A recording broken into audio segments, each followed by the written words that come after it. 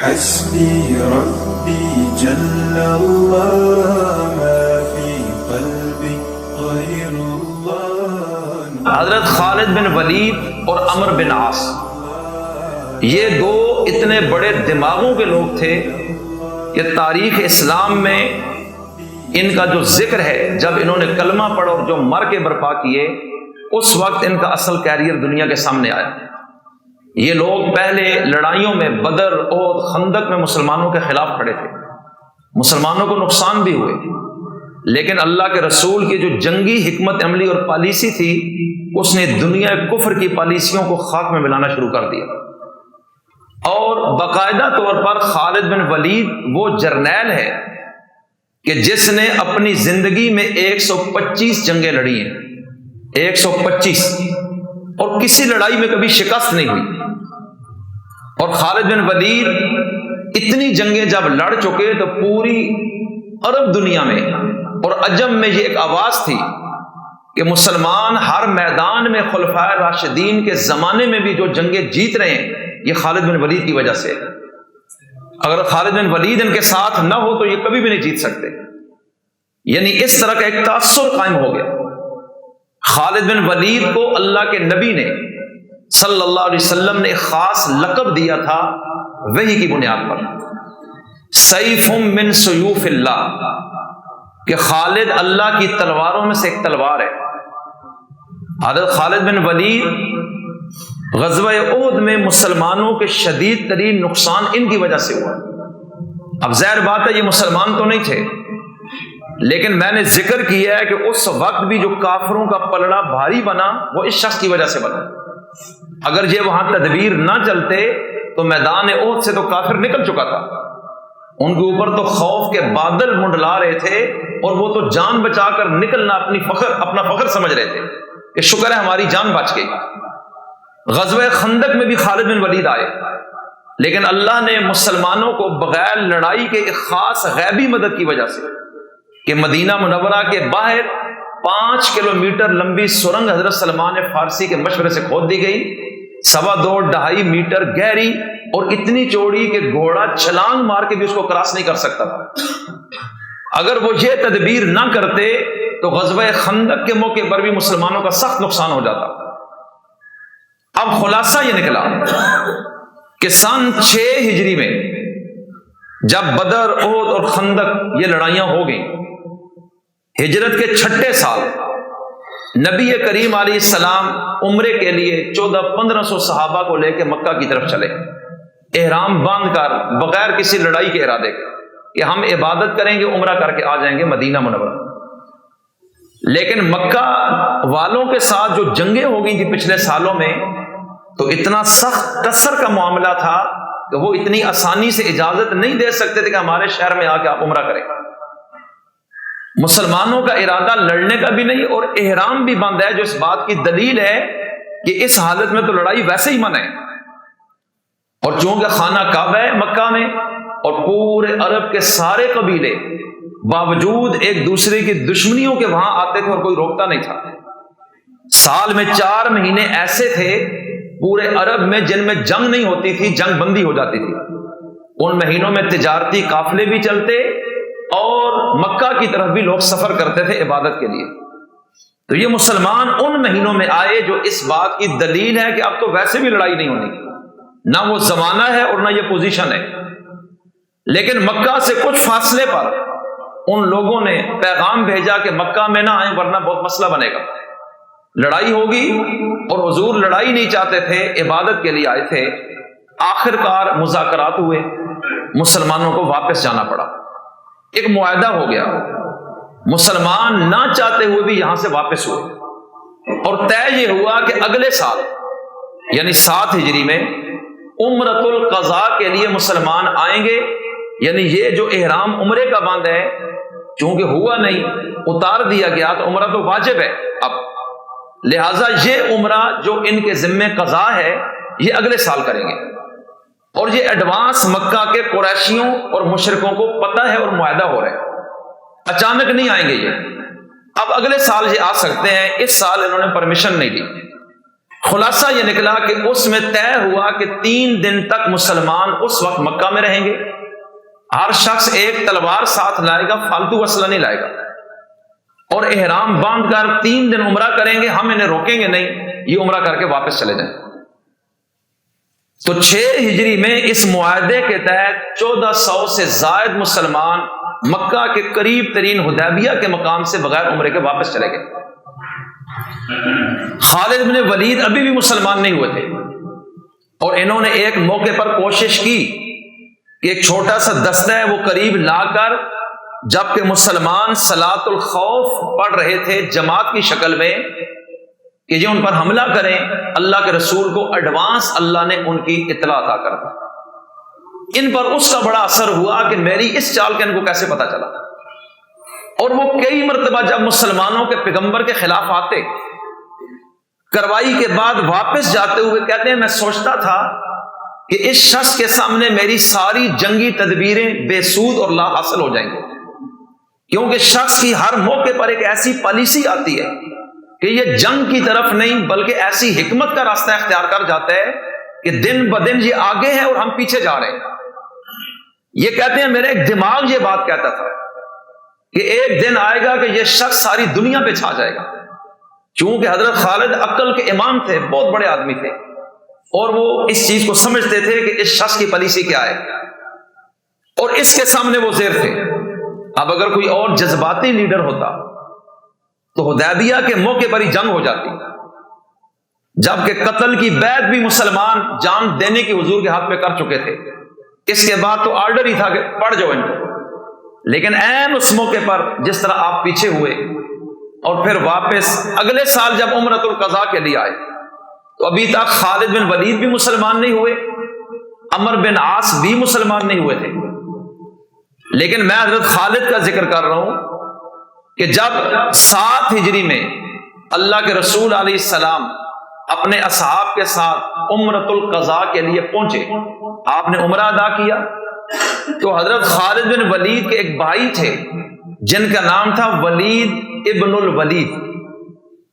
وہ پہلے سے مسلمان ہو گئے تھے، وہ نبی کریم علیہ السلام کے سپاہی تھے.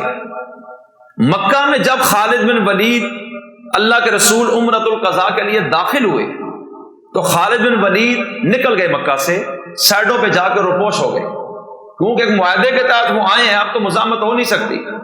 لیکن ان کے اندر جذبات تھے، وہ مانتے نہیں تھے اس چیز کو، لیکن معاہدے کی وجہ سے خاموش. اور خالد بن ولید سائڈ پہ جا کر پہاڑوں میں یا کہیں روپوش ہو گئے. میرے پیغمبر نے جب عمرہ کیا اس وقت آپ نے خالد بن ولید کے بھائی ولید ابن ولید سے یہ بات کہی کہ این خالد، خالد کہاں ہے؟ وہ حیران ہو گئے کہ خالد تو اتنا بڑا دشمن ہے آپ کو، اور آپ اس کا پوچھ رہے ہیں.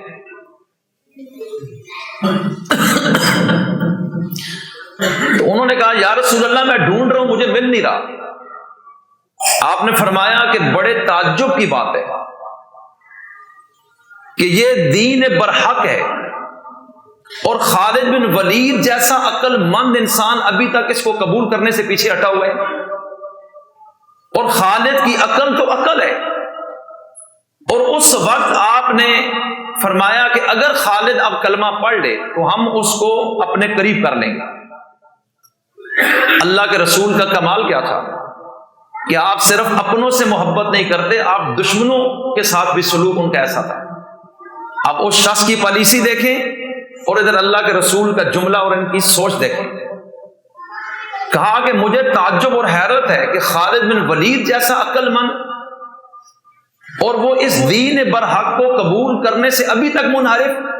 میرے نزدیک سب سے زیادہ تعجب والی بات یہ ہے، اگر کوئی بے وقوف ہو تو وہ اور چیز ہے، اتنا بڑا عقل مند بندہ اور آج تک سوچ رہا ہے کہ کلمہ پڑھوں کہ نہیں. تو وہ چاہ رہے تھے کہ خالد مجھے ملے.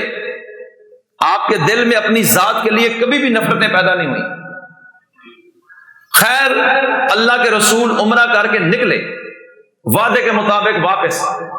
خالد بن ولید کے جو بھائی تھے ولید ابن ولید، انہوں نے ایک خط لکھا اپنے بھائی خالد کے نام، کسی کو دیا کہ ان کو دے دیجئے گا، اور اس میں یہ لکھا کہ رسول کائنات تمہارا پوچھ رہے تھے، ہم نے تمہیں بڑا ڈھونڈا اور تم ملے نہیں، اور میرے نبی نے فرمایا خالد کی عقل تو عقل ہے، اور اتنا عقل مند بندہ آج تک دین کو قبول کرنے سے پیچھے ہٹا ہے، یہ بات میرے لیے سب سے حیران کن ہے۔ اور اگر خالد کلمہ پڑھ لے تو ہمارے قریب ہو جائے گا، اور اسے اپنے قریب رکھنا چاہتے ہیں۔ اب جب یہ خط خالد بن ولید کو پہنچا تو یہ میرے نبی کے اخلاق کی وہ پہلی ایک ضرب تھی کہ آج پہلے دن ہلکی سی ایک کرن اسلام کی خالد بن ولید کے دل میں جا کے پھوٹی کہ میں نے کیا کیا ہے، ان کا نقصان کر کر کے تباہی نکال دی ہے، اور یہ شخص آج بھی میرے لیے تڑپ رہے۔ خالد بن ولید کہتے ہیں کہ میں نے جب وہ خط پڑھا اپنے بھائی کا، لیکن میں پھر بھی اس بات پہ آمادہ نہیں تھا کہ میں کلمہ پڑھوں، اس لیے کہ بعض اوقات انسان اپنے سماج اور ماحول کی وجہ سے بھی حق کو قبول کرنے سے بھاگتا ہے کہ لوگ کیا کہیں گے کہ آج تو ان کے پیچھے لگ گیا، اتنا دلیر بندہ اور ان کا کلمہ پڑھ کے غلام بن گئے، لوگ کیا کہیں گے۔ اور یہی ایک جملہ ہے کہ لوگ کیا کہیں گے، اس بات سے بچنے کے لیے بہت سارے لوگ دین پر عمل کرنے سے بھاگتے ہیں، جی لوگ کیا کہیں گے۔ تو لوگوں نے کیا کہنا ہے، زندگی اور موت اور عزت اور ذلت کس کے ہاتھ میں؟ اب کہتے ہیں میرے دل میں وہ باتیں آ رہی ہیں کہ نہیں، میرے جیسا مرد، دلیر، عقل مند، جنگجو اس طرح کسی کے نیچے لگے، یہ نہیں ہو سکتا، میری اتنی عزت ہے، اور یہ لوگ کل کیا کہیں گے، کس نے کلمہ پڑھ لی ہے۔ اب خالد بن ولید کہتے ہیں کہ میں سوچنے لگا کہ میں یہ دیکھ رہا ہوں کہ یہ مسلمانوں کا نبی غالب آ رہے ہیں، ایک دن ہوگا یہ پورے عرب کا بادشاہ بن جائے گا، یہ حالات میں دیکھ رہا ہوں، رکنے نہیں پا رہے، اور ہمیں یہاں پناہ نہیں ملے گی، چونکہ ہم نے جو جرم کیے ہیں ان کے مقابلے میں آ کے، اگر یہ غالب ہو گئے تو ہمارا انجام کیا ہے۔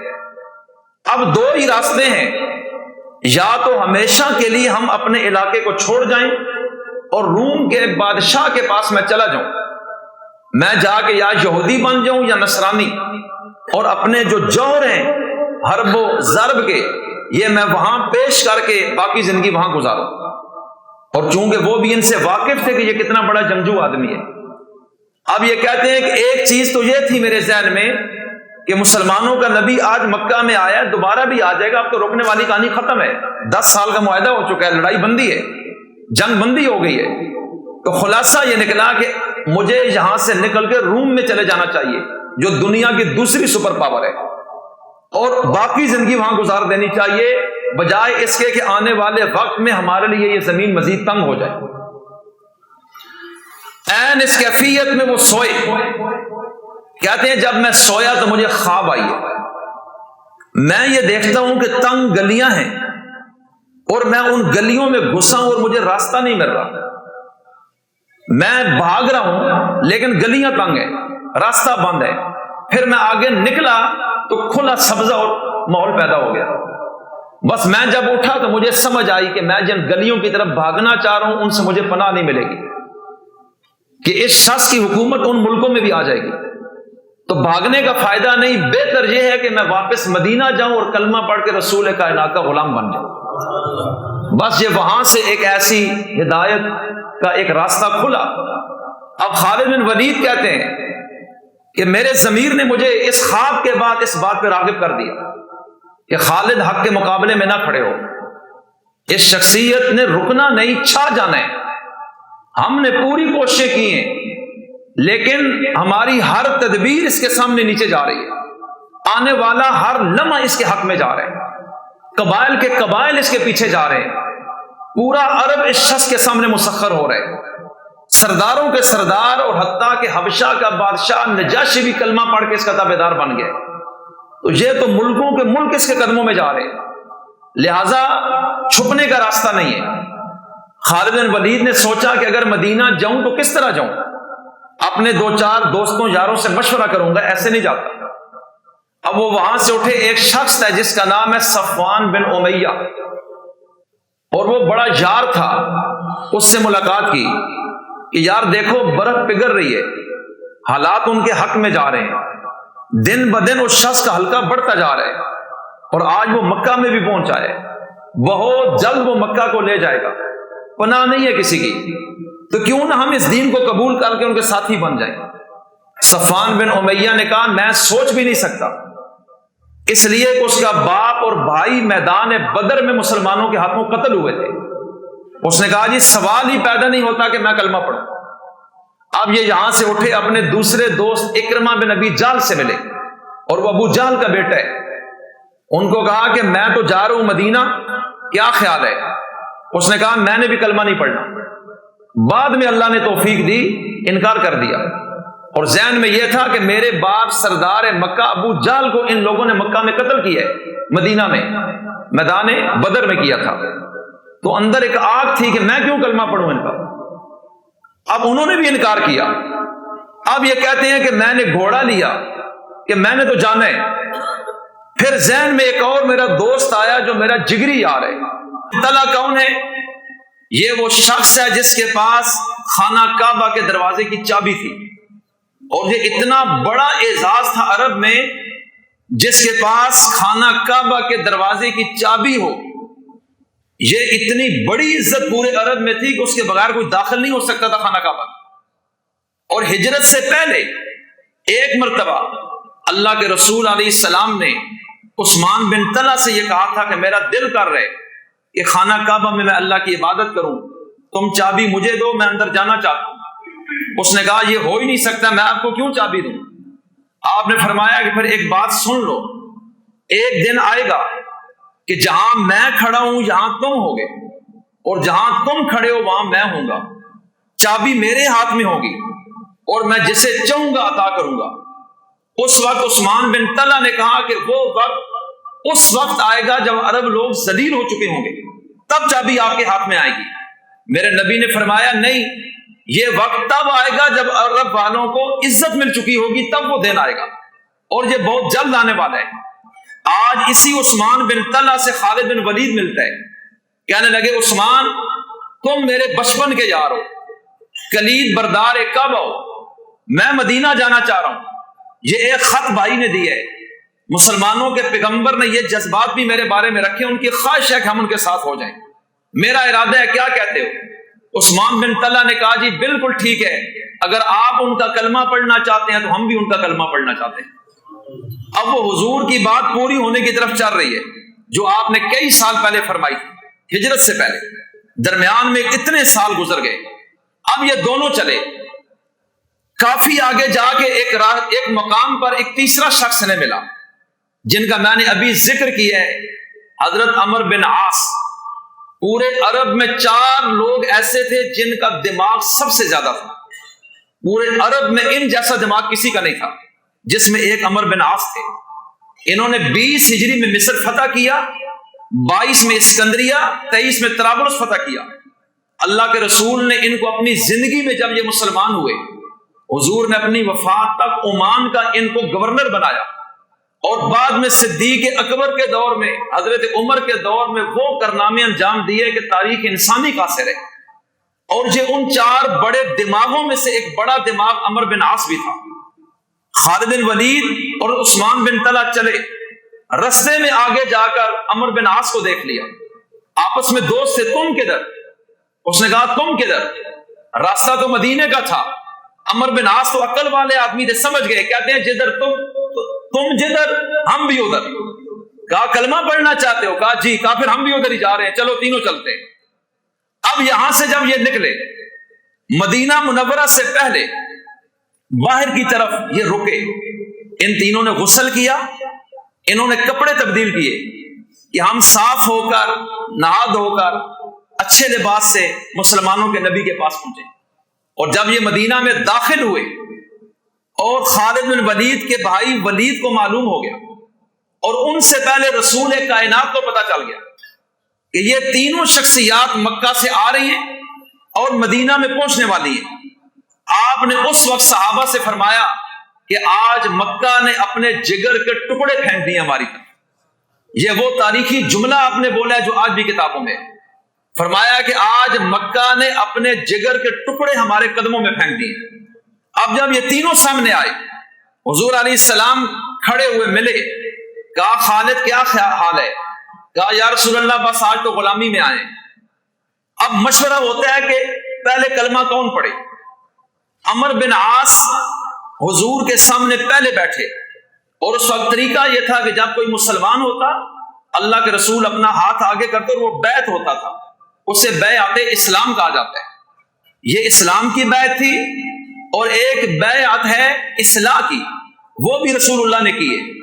یہ جو سلاسل میں چل رہی ہے یہ بدعت نہیں ہے، یہ قرآن پاک میں موجود ہے، لیکن اگر کوئی پڑھے وہ گناہوں سے توبہ کی بیعت ہے، یہ اسلام میں آنے کی بیعت ہے۔ یہ بیعت اسلام ہوئی، اور عمر بن عاص نے ہاتھ آگے کیا رسول اللہ کے ہاتھ کی طرف۔ حضور نے ہاتھ آگے کیا، انہوں نے کھینچ لیا۔ حضور نے کہا کیا ہوا ہے؟ کہا کہ ہم نے تو آپ کو بڑا ستایا ہے، بڑی لڑائیاں لڑی ہیں، آپ کے بندے مارے ہیں، مکہ سے آپ کو نکالا ہے، اتنے بڑے بڑے جرم کیے ہیں، اور آج ہماری نظریں نیچے ہیں، ہم اتنے شرمندہ ہیں کہ آپ کو دیکھ ہی نہیں پاتے۔ آج میں کلمہ اگر پڑھتا ہوں، وہ اتنی زیادتیاں جو ہم نے کی ہیں ان کا کیا بنے گا؟ آپ نے فرمایا عمر سنو، 3 چیزیں ایسی کمال کی ہیں کہ جو پچھلے گناہوں کو ختم کر دیتی ہیں۔ فرمایا ان الاسلام یہدم ما کان قبلہ، کہ اسلام اتنی کمال کی چیز ہے کہ جب کوئی شخص اسلام قبول کرتا ہے اللہ اس کی پچھلی زندگی کے سارے گناہ ختم کر دیتا ہے۔ وَإِنَّ الْهِجْرَةَ تَهْدِمُ مَا كَانَ قَبْلَهَا، اور جب کوئی اسلام کے لیے ہجرت کرتا ہے، ہجرت تو وہ بھی پچھلے گناہوں کو اڑا دیتی ہے۔ وَإِنَّ الْحَجَّ يَهْدِمُ مَا كَانَ قَبْلَهَا، اور حج بھی اگر کوئی کرے وہ بھی پچھلے گناہوں کو اڑا دیتا ہے۔ اس لیے بالکل بے غم ہو جاؤ، جو کچھ ہو چکا اللہ نے اس کو کلیئر کر دیا۔ عمر بن عاص مسلمان ہوئے، بیعت ہوئے، خالد بن ولید مسلمان ہوئے، عثمان بن طلحہ مسلمان ہوئے۔ اب اللہ کے رسول جب مکہ فتح کرنے کے لیے آئے، یہ تو عمرۃ القضاء کے بعد فتح مکہ سے پہلے ہوا، اب کچھ عرصے بعد 10,000 صحابہ کا لشکر آیا مدینہ منورہ میں، اور اللہ نے بغیر لڑائی کے مسلمانوں کو پورے مکہ کی حکومت دے دی۔ اس وقت نبی نے فرمایا عثمان بن طلحہ کہاں ہیں؟ وہ تو غلام بن کر ساتھ ہیں، دروازہ کھول کے کھڑے ہیں۔ آپ نے فرمایا چابی مجھے دے دو۔ انہوں نے چابی دی، کہا بولو وعدہ سچا ہوا یا نہیں؟ انہوں نے کہا یا رسول اللہ سچا ہو گیا، میں نے کہا تھا جدھر میں ہوں ادھر تم ہوگے، اور جدھر تم ہوگے ادھر میں ہوں گا، اور تم نے کہا تھا میں تمہیں چابی نہیں دیتا، یہ تمہارا رویہ ہے، لہٰذا آج محمد دوبارہ کعبے کی چابی قیامت تک تمہیں دینا چاہتا ہے۔ اور فرمایا کوئی ظالم ہوگا جو قیامت تک تیری نسل سے اس چابی کو واپس لے گا۔ اس لیے آج بھی جو شخص کلید بردار کعبہ ہے وہ حضرت عثمان بن طلحہ کی اولاد ہے۔ کسی اور کی گارنٹی نہ بھی ہو کہ وہ کس صحابی کی نسل ہے، لیکن اس کی گارنٹی ہے کہ حضرت عثمان بن طلحہ کی اولاد ہے، اور رسول اللہ نے یہ چابی ان کو دی ہے، یہ بات یاد رکھیے گا۔ اس لیے میں عرض کرنا چاہتا ہوں حضرت خالد بن ولید نے 125 جنگیں لڑی، اور اصل ان کا کیریئر جنگ کا اس وقت دنیا کے سامنے کھلا جب انہوں نے کلمہ پڑھا، پھر جس لڑائی میں گئے جو جور دکھائے، پھر ایک وقت ایسا آیا کہ حضرت صدیق اکبر نے اپنے دور خلافت میں تمام اسلامی فوجوں کا چیف آف آرمی سٹاف خالد بن ولید کو مقرر کر دیا۔ حضرت عمر نے اپنے دور میں ابو عبیدہ بن الجراح کو آرمی چیف بنایا، خالد بن ولید کو ان کے انڈر کیا، اور اس کی وجہ دیگر وجوہات میں سے ایک یہ تھی کہ لوگ یہ کہتے تھے کہ ہر جنگ خالد کی وجہ سے جیتی جاتی ہے، اور حضرت عمر لوگوں کا یہ نظریہ توڑنا چاہتے تھے کہ جنگ کسی بندے کی وجہ سے جیتا جاتی، جنگ اللہ کی مدد سے جیتی جاتی ہے، ایمان ہے تو غلبہ آئے گا۔ لہٰذا یہ جو تم نے ایک تصور بنا لی ہے کہ خالد کی وجہ سے جنگ، میں خالد کو معزول کرتا ہوں اور ابو عبیدہ کو آرمی چیف بناتا ہوں، اور ان کو ان کے نیچے کر دیا۔ اب اس کے بعد جتنے جہاد ہوئے ان سب میں اللہ مسلمانوں کو فتح دیتا جا رہا ہے، اور وہ بتانا چاہتے تھے کہ جنگیں شخصیات سے نہیں جیتی جاتی، جنگیں ایمان سے جیتی جاتی ہیں، کہ لوگوں کے عقیدے غلط نہ ہو جائیں۔ اس لیے میں عرض یہ کرنا چاہتا ہوں، حضرت خالد کی یہ خواہش تھی کہ یا اللہ مجھے شہادت چاہیے، اور سر سے پاؤں تک کوئی جسم کا حصہ ایسا نہیں جس میں ان کو زخم نہیں لگے میدانوں میں۔ لیکن جب ان کی موت کا وقت آیا تو خالد بن ولید اپنے گھر میں بسترے کے اوپر تبھی موت مار رہے ہیں، اور آنکھوں میں آنسو ہیں۔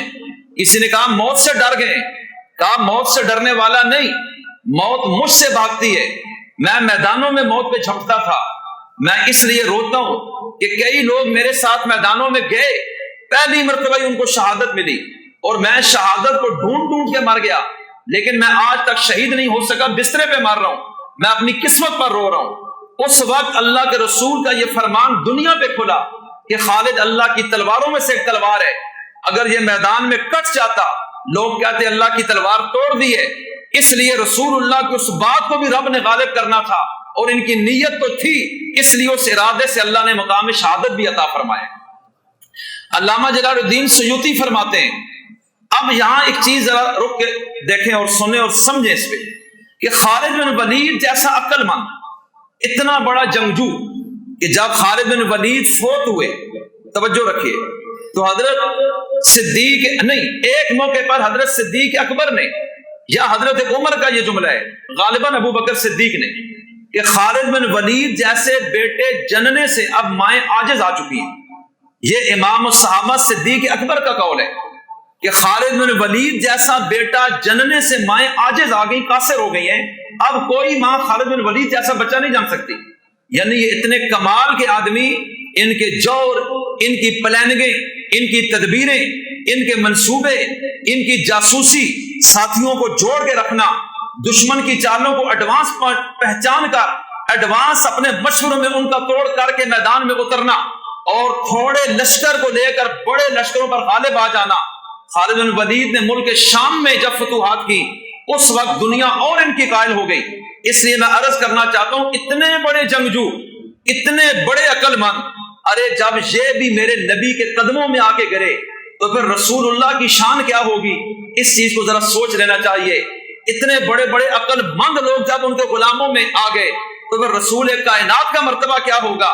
پھر وقت کے بادشاہوں کو رب نے ان کے قدموں میں گرایا، آخر وہ رسولوں کے سردار تھے، جبھی جا کر رب نے ان کو دنیا پہ کھولا اور زمانہ ان کے قدموں میں چلا جاتا رہا۔ اللہ تعالیٰ مجھے اور آپ